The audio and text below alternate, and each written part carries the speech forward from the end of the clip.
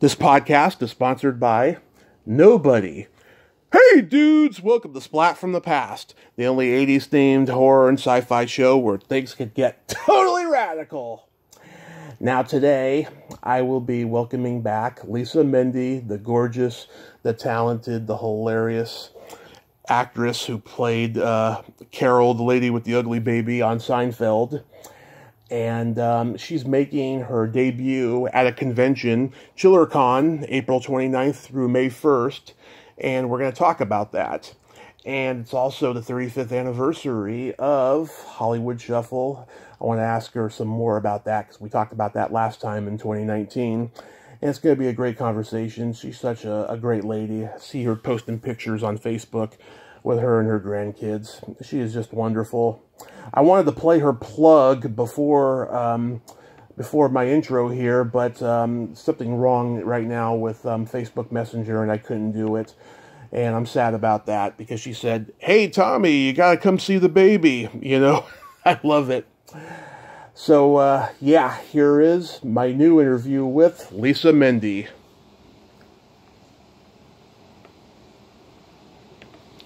Lisa? Yes, I just realized my phone goes to immediate voicemail if it doesn't recognize the number, because I have a very snobby phone. You should get a new phone then. No, I trained it that way. It doesn't talk to Republicans or stupid people. Well, I guess that's redundant, but yes.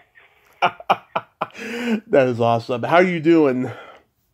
I'm okay. How about you? How are you surviving all this COVID stuff? I'm remaining very positive, and I'm in survival mode. Last week I just got diagnosed with the early stages of type 2 diabetes, but Right. I will kick its ass like I always do with everything else. Good for you. Yes. Are you? Yeah. Okay. When you catch things early, it's always the best, isn't it? It is. Yeah. I've always been very lucky that way. And yep, Perseverance is one of my middle names. My main middle name is Arthur. Perseverance Arthur sounds like somebody from the Round Table. That's Perseverance Arthur from the Round Table. Yeah. So it's the 35th anniversary of Hollywood Shuffle, and yeah, and crazy. Yeah, I just watched it recently. Oh my God, seeing you, Dom, and Eugene Glazer audition all those African American actors is hilarious. All improvised, every single one. And when Bobby McGee says, "I ain't got no weapon," we fell out. We laughed so hard. Yeah. And everything that was improvised. Everything that Dom and I did, for the most part, was improvised. Most of the film was. But, I was only 10 when I did it. I looked older because I've had such a tough life. 35 is like, God. Unbelievable. Yeah, it was such a great experience. Because we did it out of love. We did it, Robert had done he had done The Death of a Breakdancer, and decided he wanted to build a film around it, and called his friends up. And, no one was getting paid. We did everything on the fly. I mean, we did one take and then fled because we had no permit. Mm-hmm. And it was just so much fun. I mean, I made friends, lifelong friends from that film. It was so much fun. Yeah. And it really helped time. I mean, I watched it not too long ago. It really does hold up. Yeah. I mean, during that scene when Townsend has that nightmare that you three want him to be Eddie Murphy, oh my God. There was like two guys waiting to be seen that were wearing blackface. I snorted and guffawed simultaneously. It was so funny. Yeah, it was just, it was just so much fun. And when you're doing something and you're improvising, you're not always aware of what you're doing. And after the take of when we cast Robert as Bobby, mm-hmm. and I out my cigarette for Selena to light, someone said to me afterwards, "Yay, that was a great idea to check out his ass." And I said, "What are you talking about?" He said, "Yeah, you checked his ass out." And I watched this film. Sure enough, I'm checking out his ass. Yeah, and there's that shot of you chewing your gum and smiling evil. They did a great job of making you look scary, and you're such a beautiful woman. Oh, thank you. I'm pretty scary looking these days, but thank you. No, you're not. I also watched Nothing to Lose again recently, and seeing you laugh about the Cookie Man shitting chocolate chips, that was cute. You know the story behind that whole thing? I think you told me before, but you could tell me again. Yeah. He was a friend of mine, and he asked me to improvise with Tim, which I started doing with, and Tim had no idea that I was going to do it, but he picked up on it. We had a great time, but then Steve said they wanted to get to Martin Lawrence faster, so they cut everything except for that one line. Yeah, but it was fun. It was really fun. Did you have a scene with Michael McKean? I was asked to do another week, and there was I think there was some sort of a party or a ball or something that Michael was there, and I don't remember a lot about that film, but I don't think we had any words together on film. But on breaks, Tim and I would talk politics, which was really fun. Yeah, Michael McKean blocked me on Twitter because I tagged him in this outtake reel I saw on YouTube of Short Circuit 2. It's like part of his past that he probably didn't want to be reminded of. Oh dear. Yeah. Oh, those sensitive actors. I know. It's crazy, you know. I mean, I think in general we're all sensitive, you know, in some ways, but we're also pretty tough in others, you know. I mean, it takes a lot to offend us. Well, yeah, and the thing is, most of us are really insecure people, and we've chosen an industry that does nothing but judge us. Mm-hmm. Absolutely. And we manage to get through it for the most part. I know, it's this weird, interesting dynamic. Yeah, it's a crazy business, and now it's even more insane. Oh, there's a wasp. I'm sitting outside. There's a wasp. It's even more insane. They want to know how many Twitter followers or how many Instagram followers you have, and blah, blah, blah. It's just, that's a whole new world, darling. It's these kids today, it's a whole new world. I know the screenplay that I wrote a few years ago, the horror movie I wrote that I want to get made in the future. When I get people to be in it, I don't care about the social media followers. I'm not going to audition people. If I know that they're capable of doing the job, I'm just going to hire them. You know, I just think that, you know, all that crap is just, it's degrading and it's antiquated, quite frankly. You know, when I think back on all those mockumentaries from Spinal Tap through to, you know, the what's the last one that the mascot. Oh yeah, Christopher Guest. People, they put together their friends and a crew of people, and they used them over and over and over and over and over again, and it was so successful and such a, you know, and the cast was so, their friends were so incredibly talented. And for me, that's the way to do it. You cast people that you know are good, and you allow them to be as creative as they can be. Exactly. So April 29th through May 1st, you will be at ChillerCon in Parsippany, New Jersey. This is your first convention. How did it come about for you? Okay, this is a really insane story. Okay. There's a folk artist in town named Kit Ramey, and he sent me a Facebook message, and he said, I am friends with the guy that played the banjo player in Deliverance, and we're going to New Jersey, and we're going to do this Comic-Con thing, and they're putting us next to the Soup Nazi. And so I told the producer that I knew you, and he'd like to know if you want to do this. And I said, well, you know, I don't know anything about it, so just have him send me, some information. And they sent me the information, and I thought, well, this sounds like it might be fun. So just because of this artist here in Athens, Georgia. I'm going to go to Persephone and do this Comic-Con thing, which is great for me because I grew up in New York on Schiller Theater and Zachary. I mean, Schiller, this hand came out of the dirt and his fingers. Yeah. And it was really scary, and they did lots of old Hammer films and things like that. Yeah. So it should be fun. I think there are a lot of people involved in it. I haven't done a lot of research on it, but I think there are a lot of people involved. Yeah. So it should be fun. I've never been to anything like this.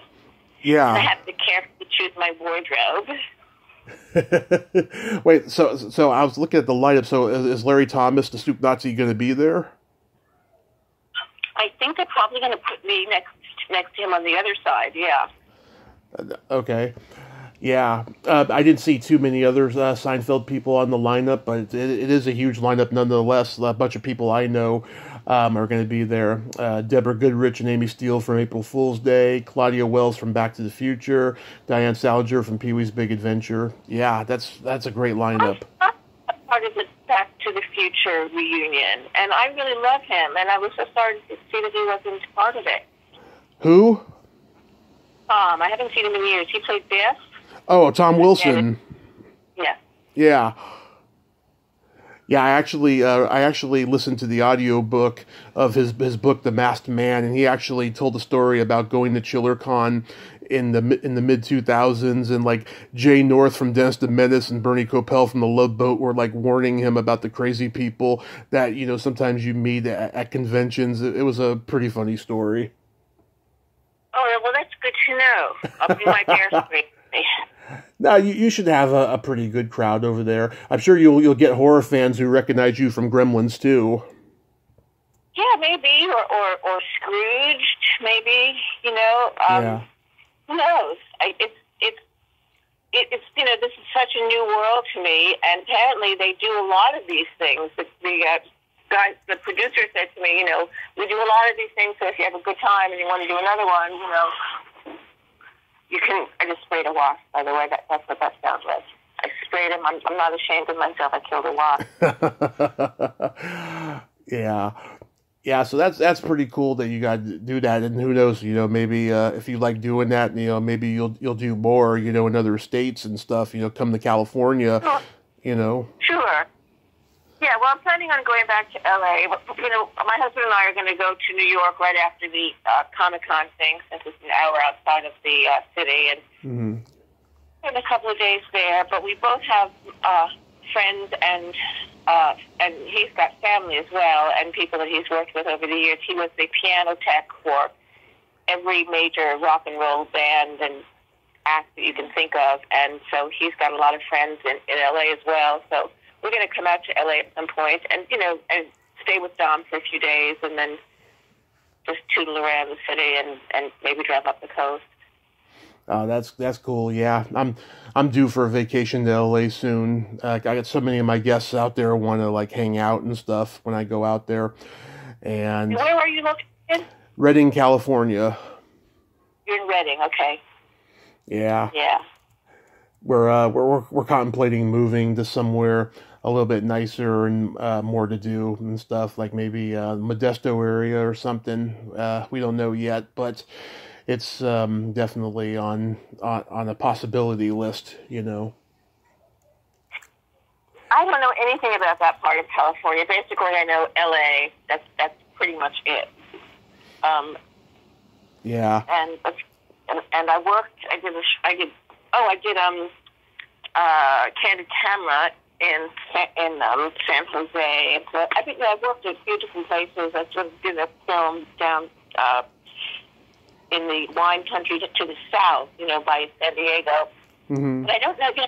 I didn't really do much outside of L.A. when I was there. I didn't know you did Candid Camera. I heard that Alan Funt had a real dirty mouth on him.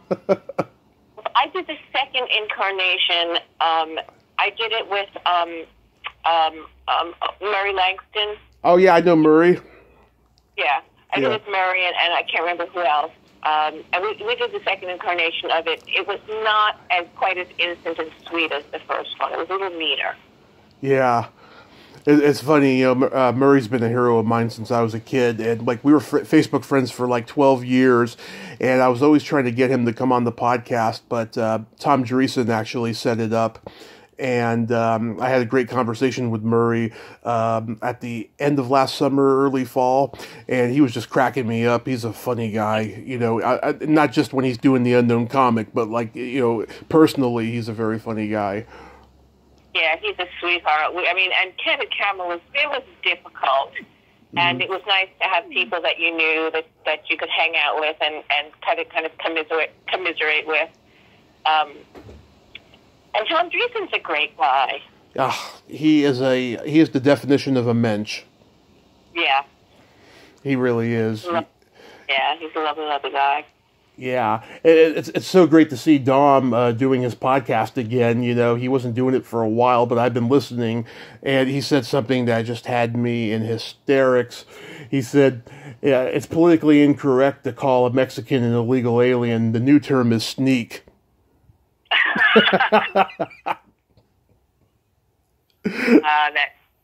That Tommy, he was out here. He had a show out here. I brought him out a few months ago. Yeah. So my daughter is his goddaughter, and he's got 3 kids. Hadn't met 2 of them, so he got to come out and hang out with us and see the kids and do a show. It was wonderful to have him here. Yeah, God, he's just hilarious. He did this one where him and a couple comics are talking, and he said, "You ever get one of those gay waiters that come up to you in a restaurant and they're like, 'Hi, my name is Calvin. I'll be your waiter this evening. Our special is the Rock of Lamb. Ooh, excellent choice. I recommend it.'" Dob is hilarious. We had the greatest experience when things finally started moving for us, and we could actually afford to go out to dinner. Mm-hmm. We were in Philly, and Dom was performing in Philly. I don't know if I was working or not, but we said, let's choose a restaurant. This is going to be great because we're not going to have an actor, model, singer, dancer as a waiter. It'll just be great. Mm-hmm. And we should have known. We chose a restaurant called the Black Banana. I just followed wrong. We sat down, and the waiter basically skates over and looks at us and says, "Who's drinking?" But, oh, no!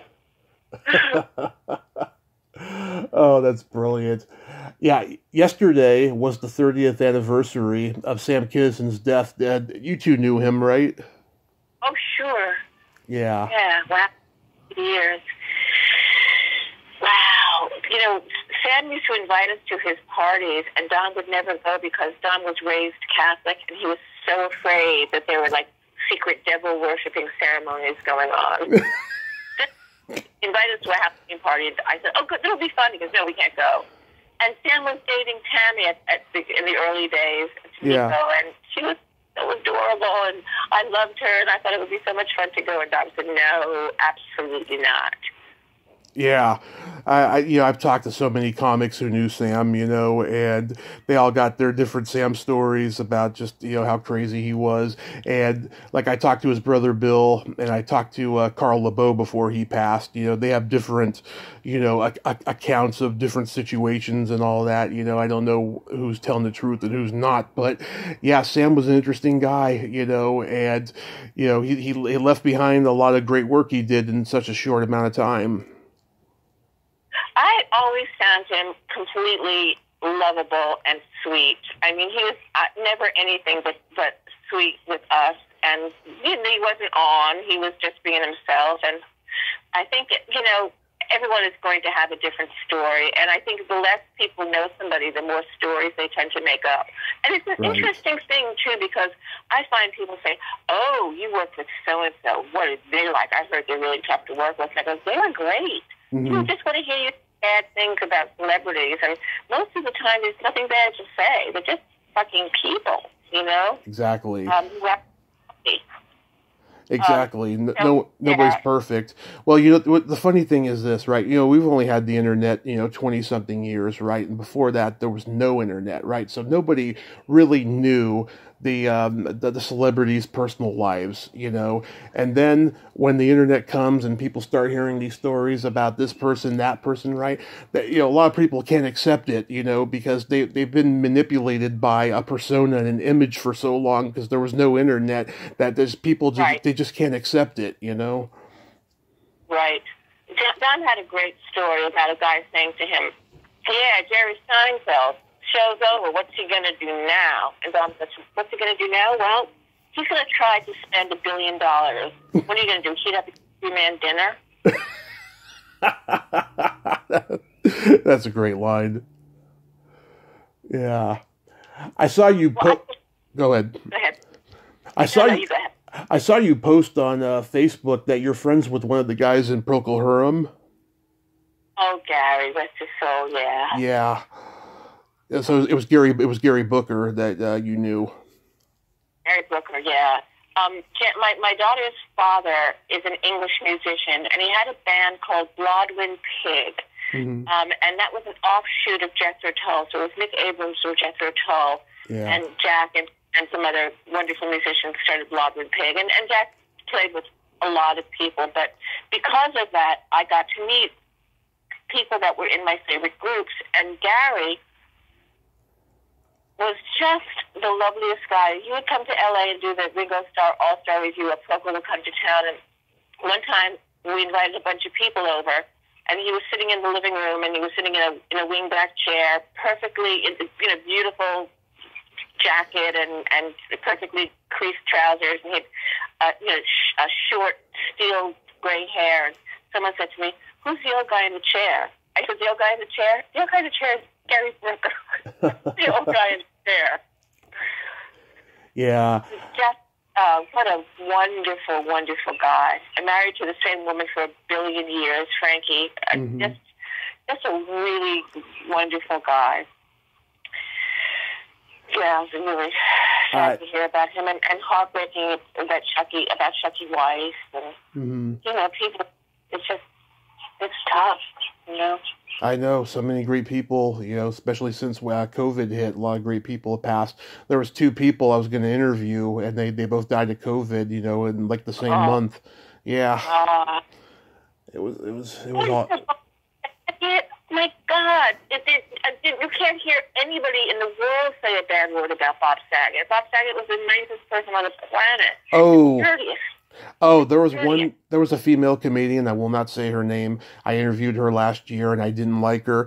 She was going to come back on here again a couple of months ago, and she told me in Messenger that she wanted to say something negative about Saget because of an experience she had, and I wouldn't let her do it. And then something else happened I won't go into. That was the final straw. I ended up unfriending her. I was just so disappointed in her, you know, to say anything bad about him, because I've heard nothing but good things. And I actually interacted with him on Twitter a few times. Yeah, he was. Yeah. Funny, nicest, sweetest, goofiest guy. Just completely goofy. Yeah. Yeah, I didn't say a bad thing about him, so I don't know what her problem was. But she just said that, you know, he was a perv with a high sex drive. It's like, who gives a fuck? All of us guys are like that, you know. Well, yeah, you know, if he had a high sex drive at his age, good for him. This was like, you know, 40 years ago or whatever, but it's just, you know, certain people, they just won't let shit go, you know. Well, too bad for her. Yeah, but back to Procol Harum though. Yeah, I think they were an underrated band. I love all those like late 60s, early 70s British progressive rock bands, you know. That last album they did with Robin Trower in the 70s, Broken Barricades, that's a great album. You can tell that Trower was going to go into a blues direction when he went solo. Yeah, they were a great band. We were going to England, this is many years ago, probably about, 15, 17 years ago, and Procol was in L.A., so we went to see them play, and Gary still had, and up until his death, this angelic voice, just a wonderful, wonderful voice. and a lovely songwriter, and Procol is a great band.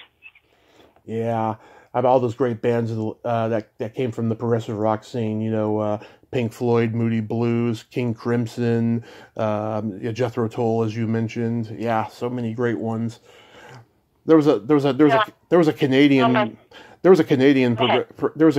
progressive rock band that came out around that time called Chilly Whack, and they had a hit single in 1981 when they went into a more pop direction called My Girl Gone Gone, and I was listening to their early progressive rock stuff. I'm like, God, this is pretty good. It almost has kind of a Middle Eastern new age sound to it.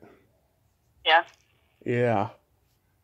Well, there were so many great bands there, and I know I'm going to sound like a really old person, but it's something that my daughter, when I'm listening to music with her, I'll say, "Oh, is that so-and-so?" She'll go, "No, it's so-and-so." And I'll say, "But they sound exactly alike." A lot of these singers, they had this very similar sound and even inflection and the way they say certain words.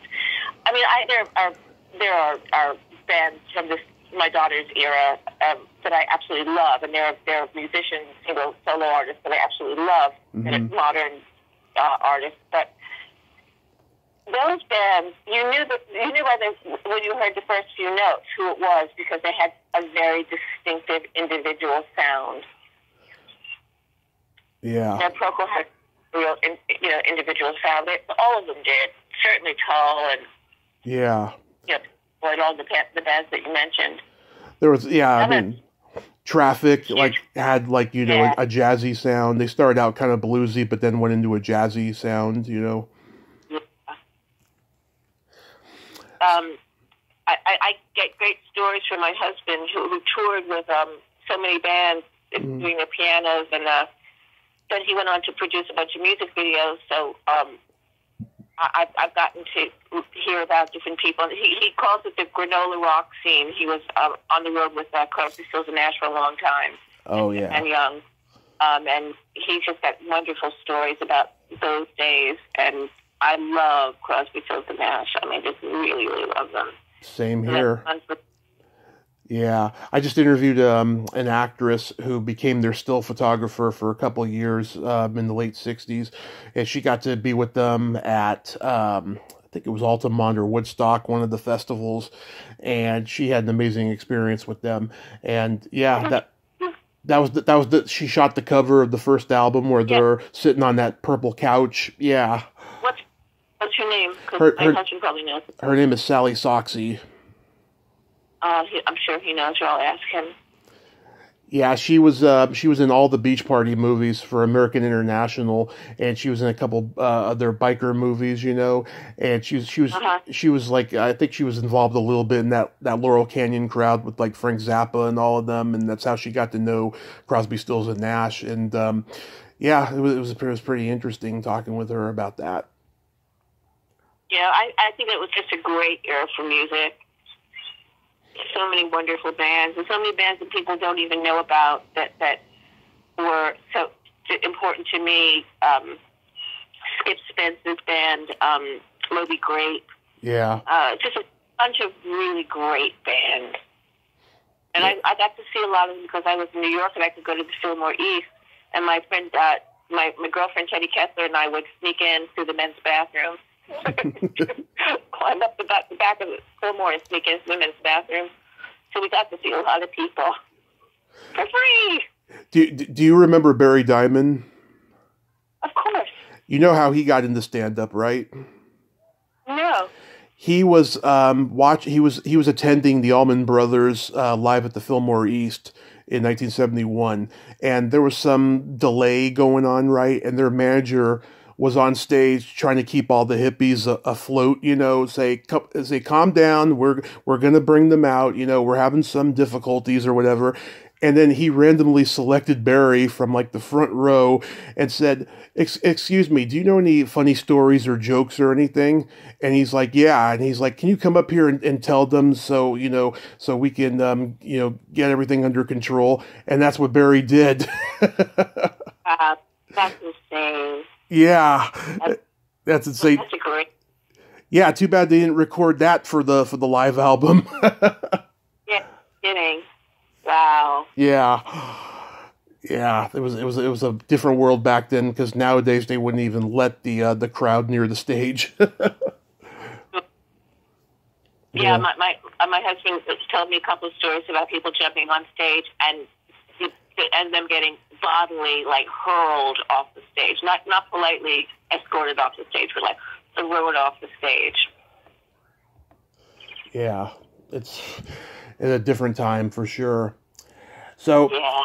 This year I'm celebrating 5 years of this podcast, and thank you. Yeah, you and I did our first one on December 10th, 2019, and I remember I reached out to you in 2018, and, you had just gone through a personal tragedy, and I waited a year to try again. And then when we talked, you were just so kind and lovely. And, I'm one of those guys who believes that people come into your life for a reason, and when you told me about what had happened, and I told you about my accident, it was almost like some kind of spiritual fate. Yeah. I am the perfect agnostic. I believe in everything and nothing, but there are things that happen that can't simply be explained away, because they do have this odd synchronicity to them. And the word in Hebrew is b'sheach, intended. Mm-hmm. There's some things that they just feel intended. Yeah. And I wasn't surprised when I found out that you had the same birthday as my mom, February 21st. Yeah. She's not Jewish, but she is Italian, and it's just this interesting coincidence there, and but just like you, she's very sociable and easy to get along with. What part of Italy are the folks from? They were from Sicily. Oh wow! How's your temper? Oh, we all have tempers in our family, because I'm only a quarter Italian. My dad is Croatian and Irish, and allegedly a little bit of Cherokee Indian. So we got tempers in our family. Wow. Well, I used to, I told my cousin Susan when she was going to meet Dom's family, I said, they sing everything. What are you talking about? I said, yeah. You sing everything. And that when she met them when Dom was opening for the Pointer Sisters in Atlantic City, mm-hmm. and she came in and they said, "Oh, cousin Sue, God bless, how cute, cousin Sue." I mean, literally, they sang everything. Oh, God bless the baby, how cute. Wow, I didn't know that Dom opened for the Pointer Sisters. I actually interviewed Anita Pointer a couple of years ago, and she sent me a copy of her memoir. Oh, lovely. Yeah, she opened for a bunch of people in Atlantic City. Well, I know about him and Cher. Yeah, well, he worked for years on the road with Cher. He's still really, really close friends to her musical director, a guy named Ollie. And he's still mm-hmm. friends with a lot of the people in the band. She had an incredible band. And he's got great Cher stories. I mean, hysterical Cher stories. One of them, he's on stage, he's doing one of his, Dom is filthy, and he's doing one of his bits, which is really, really filthy. Yeah. And he's crossing to get off stage, and Cher's crossing to get on stage. And she says, "Yo, Dom, thanks for doing your jizz bit in front of my grandmother." He said, Cher, you're the one going on stage with your ass hanging out. And he said after the show was over, the grandmother came right over to Dom and told him how funny he was and how much she loved him. And he said he just looked at Cher, smiled. Yeah.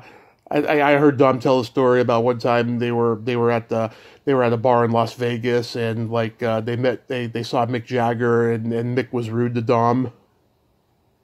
Oh, and that story I have not heard. I think that's what he said. Yeah, he said it on his podcast. Wow. I remember Dom had that joke. How is it that Mick Jagger is starting to look like Don Knotts? Yes, but Keith Richards, God bless him, I don't give a shit, man. I'll just buy new blood. Yeah.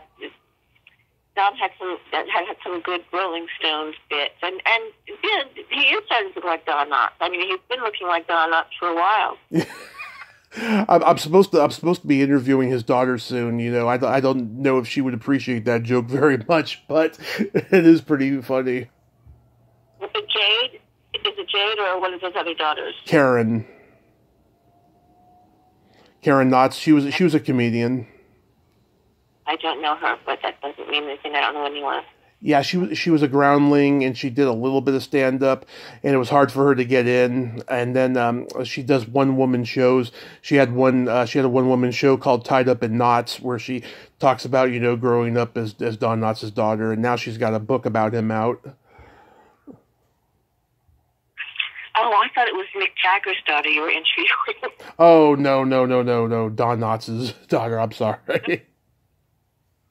Oh, yeah. Well, you know, he's not putting Don Knotts down. He's putting Mick Jagger down. I mean, Don Knotts looked like Don Knotts. That's what he looked like. Mick Jagger started looking like Don Knotts. Yeah. Skinnier. And better clothes. And better hair. But, you know, other than that. Yeah, what else do you got going on? Well, you know, I do a lot of stuff here in Athens. I have I think I told you, I have a not-for-profit organization where we raise money for various different at-risk communities, and I MC a lot of fundraisers, which I really love. I love MCing fundraisers. I love a live audience. I love working without a net. I love playing with the audience. So I do a lot of that, and fortunately, things are starting to pick up again because, you know, hopefully we're on the mend from COVID and it's getting controlled, hopefully. But, you know, things have been slow for a long time. But things are starting to pick up a little bit. So mostly I'm doing things like that. But I have a lot of other things I do. I sell vintage clothing. I just do a bunch of other things as well. And I have 3 grandchildren. So I see them a great deal as well. Yeah, I see you posting pictures all the time. That's just so beautiful that you're loving your you know, later years and domestic bliss and all of that. That is just wonderful, Lisa. I'm so happy for you. All right, let's not get carried away with domestic bliss, all right? Okay, you want me to call it domestic misery? I love my grandchildren. We did have my grandson all week last week, and I love this kid. I throw myself in front of an oncoming train for him, but by the time he went home on Friday, I was, thank God, I was exhausted. He's 5.5 years old, and he doesn't stop. And, you know, I was absolutely fried. But he's wonderful, and he's adorable and smart and all the things that grandparents say about their grandchildren. My grandchildren happen to be exceedingly good-looking. And you've seen their pictures, so you know that it's true. And that's all of the grandma stuff that I will be doing today. Thank you, different show, every podcast. Who else's podcast have you done? I'm curious. Nobody's. I really am. I do very little of anything because I don't put myself out there. Yeah. I mean, I did Hollywood for 20 years, and I did one show in Atlanta and didn't like Atlanta or the scene very much, and so I'm not really, you know, I did an independent film with a friend of mine, which was wonderful, but I don't really put myself out there at all, which is why this whole Comic-Con thing is interesting, because people have said to me, oh, you should do Cameo, and you should do all these, you know, different things. And you know, my friend's mother was the pretty daughter on the Munsters, and she does all these things, and she makes a lot of money. And I thought, yeah, I'm sure that's great, and I'd love the money, but you know, I'm just too lazy to figure it all out. So this thing fell in my lap, which is great. Yeah. There's a podcast called This Podcast Is Making Me Thirsty. It's a Seinfeld podcast where these guys, they do Zooms with... I did a Seinfeld podcast. I'm wrong. I did a Seinfeld podcast. Oh, yeah, because I was going to ask you if you had been asked. I didn't see your episode. I got to go watch it. I can't remember which. I mean, I think there might be a couple of them, but this one was, I had to get on. I had to do one of my nightmare things, which is figure out how to do Zoom on a computer, because I'm a Luddite, and I count on my fingers. But yeah, I did a Seinfeld podcast, of course, and they were really nice, and that might have been the same one. Yeah, this one's on YouTube. It's on Zoom. They've talked to everybody from Jan Karam to the girl who played Toby in the Fire episode. A lot of guest stars, and it's pretty entertaining. I mean, these guys are real dedicated Seinfeld fans. Oh yeah, but so many people are still, which is incredible to me. When I said to the guy, well, I don't know, it's been a long time since Seinfeld was on the air. Is anyone going to be interested? He said, are you kidding? People are so crazy about that show. And here, some people will meet me and they just get like tongue-tied because of Seinfeld, which I think, well, that's lovely, but that was a long time ago. Yeah. It's got staying power. Yeah, I mean, I was a kid, in the 80s and 90s when I Love Lucy was still being syndicated in the Honeymooners, I'm sure they all went through, the ones who were alive, they all went through that, as well, I mean, these shows are just huge and they last forever. They go from syndication to streaming, Blu-ray, DVD, it's everywhere. Yeah, those great ensemble casts. The Honeymooners, nothing can touch that. That's truly one of the greatest ensemble casts ever. Yeah. I Love Lucy, MASH, but the Mary Tyler Moore Show, it was absolutely the be-all and end-all of ensemble acting. They were just so great together. Yes, they were. I talked to Ed Asner before he died, and oh my God, I loved him. I knew him too. Oh my God, I loved him. Oh God, I said to him, do you have any upcoming projects? And he said, you don't know her. We would speak Yiddish to each other on the phone. Oh my God, he was so wonderful. And there was the actors' strike, and my mother was in assisted living in a place in LA that had been founded by the Unitarian Church, and it was all old leftists. And when they found out that Screen Actors Guild was going on strike, they were so excited. They didn't care that I wasn't going to be able to eat, but they were very excited because it was going to be a strike. And they rented a bus and they brought pots and pans. And when we were picketing, they were banging on the pots and pans and chanting all the old union slogans. And I said, Ed, listen, these are all old leftists right there. And they took a bus here from their assisted living. Some of them don't know their name, but they know what a strike is. And he went over and he talked to them, and he was the best. And so fucking great on Mary Tyler Moore. So great. Yeah, he was great in everything, and he had like 10 projects pending at the time of his death. I mean, the guy never stopped working, even, he was so fragile at the end there, but he just kept doing it. He was an amazing person. Yeah. He really was an amazing person. Generous, kind, just a really, really lovely person. Yeah, he was a one of a kind. It's funny, Mark Maron interviewed him on his podcast in 2015, and I heard it when it first came out, and I did not know 5 years later I was going to be interviewing him. It was so surreal. Yeah, I'll bet. I have a joke for you, Lisa. All right. What do you call a boy that doesn't masturbate? A liar. Exactly. Exactly. You've heard that one before, huh? I have not. I had to think about it, but I've been around a few guys in my life.